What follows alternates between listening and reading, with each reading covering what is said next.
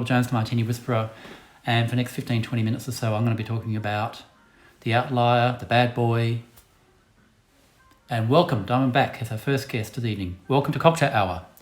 And Los Guru, thank you for coming along. I'm Philip Jones, the Martini Whisperer. You're just in time for a drink, friends. I am going to be talking tonight about the Gibson Martini, one of the most probably misunderstood of the Martini family. It has a very interesting history, so I'm going to take you through the history, next 20 minutes or so, and I'm going to take you through how you make your own brine at home and little touches like that. So wait for a few friends to join us, and if you've got some questions, feel free to fire away as we talk about the Gibson Martini this evening for the next 15-20 minutes or so. It is 5 o'clock where I'm sitting here in Canberra, Australia, so this one's to you. And tonight we're talking about this little bad boy right here. Welcome everybody, and again, thanks for tuning in. Allow me. Let's get started, shall we? Let's be punctual. So, the Gibson Martini. In Australia, you hardly ever see it. It's more common in its natural habitat in America, and you may think it's as simple as, when you think of the varieties of martini, there's the wet martini, the dry martini, the very dry martini, the dirty martini, and we'll talk about espresso martinis another time.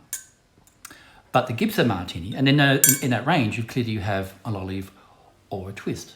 Alessandro, salute, signor. Thank you very much for tuning in. A great honour to have you along this evening. So with the Gibson Martini, you might just think that it's a simple matter of switching out your classic lemon or olive garnish for these. Now, if you've been to the supermarket lately, probably not lately, it's a bit difficult lately, but if you go to a supermarket, you'll see little jars in those little condiments section with the little cherries and jars of olives. And you'll see little jars of white cocktail onions. And to my mind, in this day and age, the only thing these are good for is that. How did that come about? So the Gibson Martini can be of a gin or vodka, but traditionally, and we're talking way back then, there's a couple of birth legends, like any good martini has to have a birth legend, right? But it was kicking around in the 1930s in America, 1940s. It was quite well established by the 40s, certainly, but especially during the war. But in its original incarnation, it was actually made with a gin called Old Tom Gin. So if you're not familiar with Old Tom, this is an Australian gin from Kangaroo Island called Old Tom Gin. Good evening, everyone. Thanks for tuning in. We're talking about the Gibson Martini this evening. And I'm talking about how it evolved and where it came from. Then I'll take you through how to make one and how you make your own brine at home. So Old Tom Gin, which was apparently in the early recipes, talking even maybe the late 20s, 30s, is a sweeter style of gin. In this case, it's slightly barrel aged as well.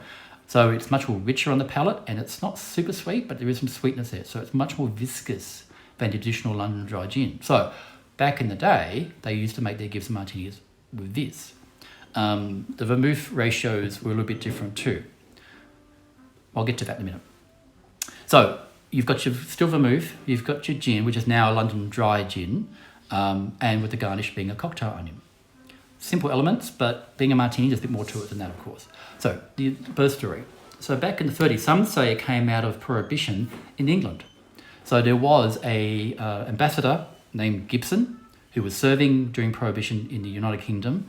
He didn't want to break his own laws, even though the Prohibition didn't apply in the United Kingdom.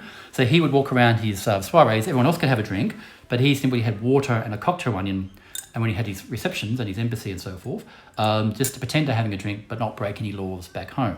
That's how particular he was. When people asked him what he was, we said, well, I've named it after myself as a Gibson. That's one story. Another story says it comes out of Chicago. There was twins who didn't like olives. From memory, actually, they were Gibson too, of course. So they were called Gibson twin sisters. So again, we're talking 1920, like after Prohibition now, so the 30s. They didn't like olives, but loved cocktail onions. So they simply switched it out. Hence, small tip, but a pro tip, why exclusive to the martini, usually, a Gibson Martini has 2 onions, not the usual odd number of olives that you normally see, like a 1 or 3, for luck and various reasons. So that's one of the reasons they say you get 2 cocktail onions in your Gibson in honour of the Gibson twins, who apparently switched it out. There's a couple of stories, but that, who knows? But we know in the 30s, it was well established as a cocktail in its own right. But as I was saying earlier, it's much more common in America. I couldn't walk into a bar in Australia. I've done it once or twice, and I've got one. But normally, They just don't keep the stock of cocktail onions in the bar, which is a shame, because what is a Gibson Martini to taste like? So I'm actually using Aviation Gin because it's American gin. It's nice and flavoursome. Cheers, everybody. Again, thanks for tuning in. Santé. So it's a really rich, flavoursome gin. And what you're aiming for in a Gibson Martini and what the cocktail onions lend to it is a deep, savoury richness that you don't get with other garnishes. So citrus, you're getting those sort of lemon notes on top. The olive is going to be a base note of savouriness, but not dominate. There's a very subtle back note to the cocktail. But a Gibson Martini, the cocktail onions are actually much more in the foreground for a garnish. And what's interesting to me is as the drink goes on and it gets a little bit warmer, those flavour profiles will open up. You'll get a much more richer, savoury experience. So that makes a very interesting cocktail, and it's one that's why, I love Gibson Martini to a steak. Great combination, classic combination. Steak dinner, potatoes, sour cream, and a Gibson Martini. Oh, the world's a better place, trust me. So it's one of those ones where we could stand up to food in a main dinner, unlike other martinis, which are traditionally or classically an aperitif style, if you follow, because it's got that richness of flavour coming from the cocktail onions. And if you've got a question, by all means jump in and I'll do my best to answer them as we go. So we know that the Gibson Martini originated in the 30s. It originally started with Old Tom Gin and then moved on to the London Classic Dry we use today. The ratio of vermouth is interesting too. Again, it's a little bit different to your classic Martini because, again, the garnish is much more dominant in its flavour profile. So you can go one or two ways, quite honestly. You can either have a very light touch of your vermouth or you can really dial it up. And that depends on the one critical thing, which is the garnish itself. These are my treasures. Aren't they beautiful? This is my fridge. I've got curated olives and I've got this curated range of cocktail onions. There's two different types. Some are big and some are small. And the first thing I do when I go to take them back, is get them out of the jar and get rid of that brine. Well, maybe 80% of it, because the brine that come in is usually quite sweet, which is not what you want in a martini, clearly. So how do you make the brine? And then it lives in my fridge, and I'll tell you how you do it now. So you can get creative. I've heard people creating their own brine, which the onions live in, and that could have spices like cinnamon and chili and all sorts of really wonderful things. Absolutely fine. But your base is going to be wine vinegar. Champagne vinegar is best. Well, easiest to probably get them. So champagne vinegar, majority of, or you could do ratios of white wine vinegar. I have, for example, 10% of rice wine vinegar, so that an oriental ingredient to really kind of pick up those savoury notes and accentuate those just a little bit. Generous slug of vodka, just can't help myself really, but that actually adds some depth to it and a bit of oomph to the onion. And you'll notice also too, I've got some lemon rind in here as well, just to cut through some of these intensities. These are garnishes left over. I hate to waste anything, so I always juice my lemons and freeze them for other things. And so I'll put a couple of leftover lemon rind garnishes in here, change them every week, so that the net result is what you get is not a sweet cocktail onion, you're getting a much more flavoursome, richer, subtle, savoury notes to come through, especially with a little bit of white wine and the little spice that comes from the spirit. So you might have 80% champagne vinegar, 10% rice wine vinegar, you might a bit of white wine vinegar as well, 5%, and about 5% vodka, and then a couple of lemon rinds, which, as I said, you change over quite regularly.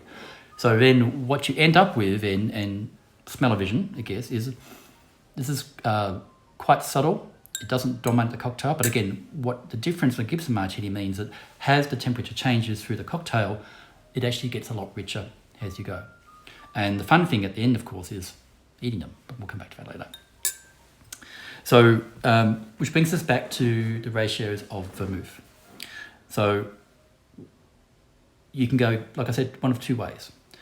If you're choosing, you can go vodka or gin. Let's break it that way. If you've got a vodka of Gibson Martini, anybody who's watched Mad Men will know Roger Sterling, one of the partners, bit of white hair, elegant. What's he drink? He drinks vodka Gibson Martinis, circa 1959, 1962, thereabouts. And absolute classic. And so you probably go light, you can light on the vermouth and just dial up the the intensity. If you've got a gin like I'm using tonight, Aviation, again, I was quite light, it's quite flavoursome. But if you've got like a quite, let's think, so like a Tanqueray or even a Beefeater, you want a spicier gin, to my mind. You want a gin with a bit of personality, that's kind of juniper forward, so that's a good spice to it. So it's going to stand up against these other flavours that you get the relationship between the cocktail onion and the vermouth. So in which case you dial up the vermouth a bit more. So I would go for a Noddy Pratt, for example, which I'm using tonight. So it might be a 1-to-4 ratio or even a 1-to-5 ratio of vermouth to gin. And again, you're thinking ahead about the combination. So you start light in the flavour profile of the cocktail, and again, as it goes on, warms up a little bit, or the synthesis of the onions we're going in, how it goes. Now, in presence of cocktail royalty, David Gordon from Manhattan Bar in Singapore, sir. Pleasure to have you along. Thank you for joining us. Just chatting about the Gibson Martini for a moment. And for those who've just missed a bit, I'll record this. I am recording this, and I'll put this on my YouTube channel so you can catch up and miss a bit, and so on. So we know now that the Gibson Martini evolved around the 1930s or about, so it's certainly well established. A couple of backstory myths, maybe named after some twin sisters called Gibson, who simply like onions instead of olives. And to make this little brine is actually not very hard. So you get your cocktail onions, you get rid of the original brine, maybe keep 10-20% of it, but you don't want a sweet cocktail onion. And then again, I use champagne vinegar, white wine vinegar, rice wine vinegar, splash of vodka, and a couple of lemon rinds, and then just leave this in my fridge, and it's yummy. Trust me. So where were we? So you could have vodka or gin, that's perfectly fine. I mean, I originally started back in the day with Old Tob gin, as we discussed. But you can, now you can get creative. So I've had a Gibson Martini in a bar in Victoria that had like a native spring onion. Well, like kind of like a spring onion. It still had the bulb to it, but it was quite long. And it was quite red and very intense in flavour and very organic. And that was really fun. So that was a great cocktail to go with food. Again, the Gibson Martini is one of the first, to my mind, probably the only martini besides the dirty martini that's actually great with food for that reason, because it's got these savoury notes that can cut through things like proteins and so forth. I've also heard of variations when people create their own brine where they're adding things like red and white wine vinegar, or adding chili or other sort of spices. So you actually get into a lot of complexity in the brine, and that ends up again in these bad because they absorb all the flavour that you're putting into your brine. So that's really your starting point. You can muck around, have a couple of different batches, see how it works. There's a few recipes on the web you can make. I might put my own recipe up that you can use and see how you like it. And the different types of cocktail onions at different sizes are useful too. So I've got big ones or little ones, depending which way I want to go and how big the glass is. So again, the aesthetics here, again, always pairs for Gibson Martinis, just of course. And so it goes. It's not complicated, but yes, complicated at the same moment. So there you are, the Gibson Martini. Originated in the 30s, rarely seen today, but I deserve, it's one of those ones, if you're a true martini lover, you must try. And frankly, when you go to the dark side, you understand what I'm going on about now, because just like a dirty martini can be really hard to pull off, but it lives longer, because a typical classic martini has a life expectancy of 15-20 minutes, because it's all about the temperature as much as anything else.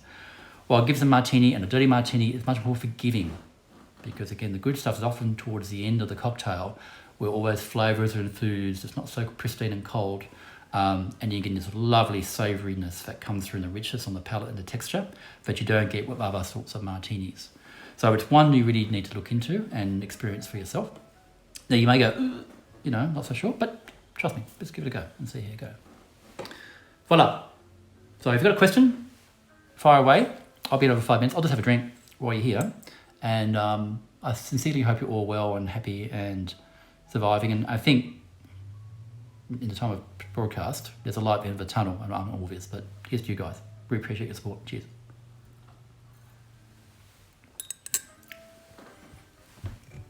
Nice to have you along, guys. Steelmakers Sun Distillery, nice to have you. Hope you're well. If you missed the first bit, this is recorded and I'll put it on my YouTube channel so you can catch up about the history of the Gibson and how I create my little brine here that can make a fair bit of difference. You can, of course, get creative. You can get your own farmer's market onions, baby onions. You can peel them, you can warm them up. I'll put an article when I do my YouTube post next week, and about some of the ideas about how you can actually start from scratch to do that. But I don't think you need to do that. You just go to a supermarket, find the little jars of them, get rid of most of that brine, and then we can make our own. Keep it in the fridge, that's nice and fresh, and I'll cycle through as lemon twists as I go. But back to making one. So it doesn't matter, in this case, you've shaken or stirred. Well, I've touched on it in another video. And it's one of those martinis where, quite frankly, it doesn't really matter if it's gin or it's vodka. And I know it's heresy to say that, but this is a classic American martini from the 30s, basically. So they were completely interchangeable. So when I drank in America, I had to be very, very clear about, a Gibson Martini was great. I could always pretty much get a Gibson Martini anywhere I went, which is very reassuring in emergency. But, was it vodka or gin? So your choice of vodka doesn't matter so much, because in that instance, the garnish is really going to be the dominant note. If you're going for a gin, like I was saying before, go for a much more spicier, juniper forward kind of gin. I'm using Aviation tonight, but, you might make a Tanqueray. Even a Beefeater, God bless it, it's killer in this, because you want something that's spice and back and dial up the vermouth a bit more too. Basically, this drink is not subtle. It's not about subtlety.